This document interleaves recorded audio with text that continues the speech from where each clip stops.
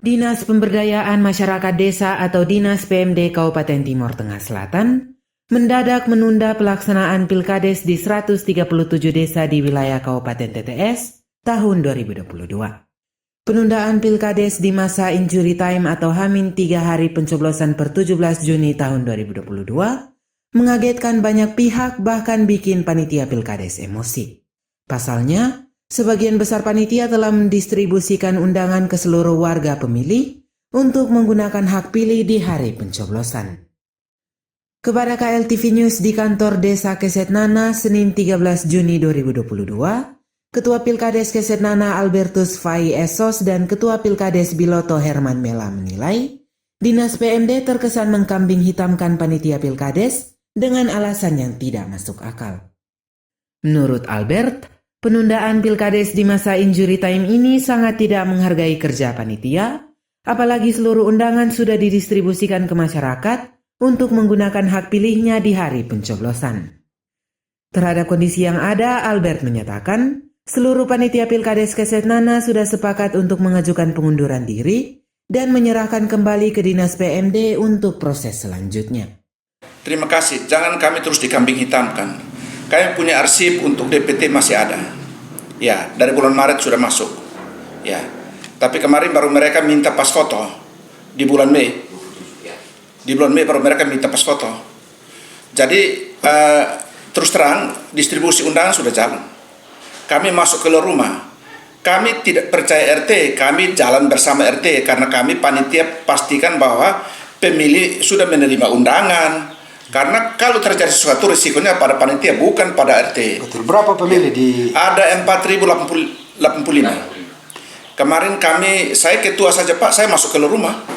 Saya tidak percaya RT, saya masuk ke rumah dan kemarin saya sampai jam 7 malam saya dapat 2 RT tapi itu pun tidak selesai karena sudah malam.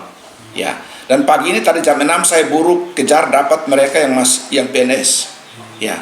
Jadi karena ini penundaan juga baru kami dapat informasi, saya dan teman-teman mengundurkan diri. Dan biarlah kami serahkan kembali ke Dinas PMD, aturnya mau ganti siapa terserah. Kami sudah capek. Kami sudah kerja capek, tidak ada uang.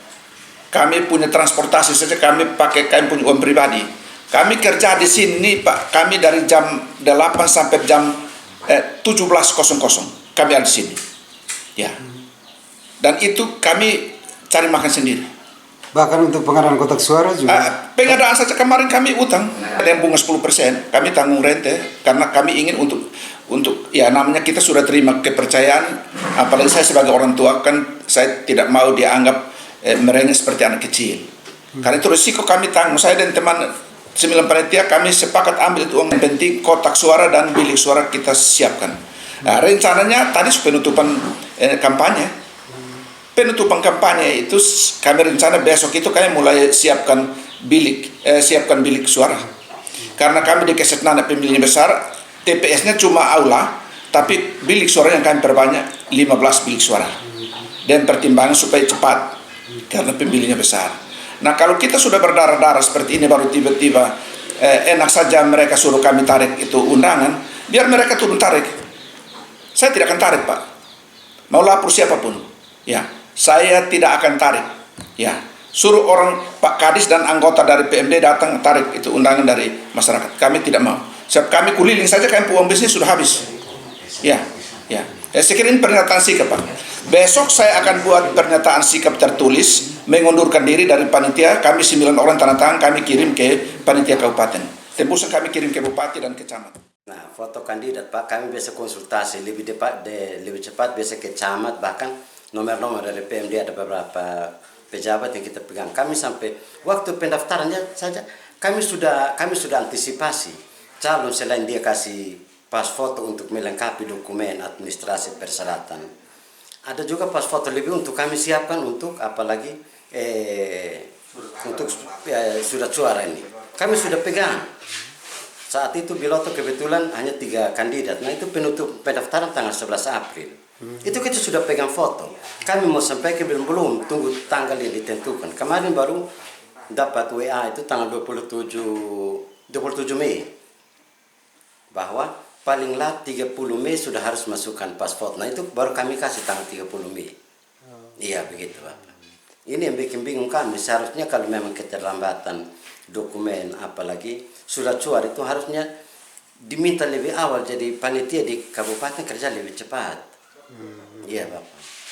Jadi pada intinya bahwa panitia pilkades ini sudah kerja sesuai schedule. Sudah schedule. Nah, perubahan-perubahan ini kan terjadi dari atas ya, dalam hal ya. ini dari PMD. Dari kabupaten ya. Sementara Kepala Dinas PMD Nixon D. Enomleni yang dikonfirmasi ke LTV News di kantor BPBJ Setda TTS secara terpisah menjelaskan, segera melakukan revisi terhadap SK Bupati nomor 37 tahun 2022 tentang jadwal dan tahapan pelaksanaan Pilkades serentak tahun 2022. Menurut Nixon, penundaan jadwal pemilihan Pilkades per 17 Juni 2022 karena alasan panitia Pilkades baru menyerahkan berita acara daftar calon tetap, berita acara penetapan calon tetap dan berita acara penetapan nomor urut, serta pas foto masing-masing calon per 27 Mei sampai 8 Juni 2022. Karena itu PPK pengadaan surat suara baru menyerahkan dokumen lelang pengadaan 160.000 surat suara ke BPBJ untuk ditenderkan. Dari perkiraan waktu lelang, kata Nixon, maka konsep pemungutan suara Pilkades TTS baru bisa dilaksanakan per 25 Juli 2022 mendatang. Terima kasih Pak Paul. Perlu kami informasikan dari Dinas PMD bahwa kalau untuk proses tender nanti Pak Kabak BPBJ yang nanti sampaikan, tapi intinya bahwa kenapa sampai hari ini proses itu pemilihan di tanggal 17 itu belum bisa dilaksanakan. Hal yang pertama, kita akan melakukan revisi terhadap SK Bupati 37 tahun 2022 menyangkut jadwal dan tahapan pemilihan kepala desa. Memang jadwal sesuai SK 37 tahun 2022 pemilihan itu harus tanggal 17. Pemilihan harus tanggal 17 dan perlu kami sampaikan bahwa DPT terakhir, daftar pemilih tetap terakhir itu tanggal 27 Mei 2022. Nah, dari 27 Mei sampai tanggal 8 Juni itu panitia tingkat desa itu baru menyerahkan berita acara berita acara penetapan untuk calon tetap ditambah dengan berita acara nomor urut serta pas foto.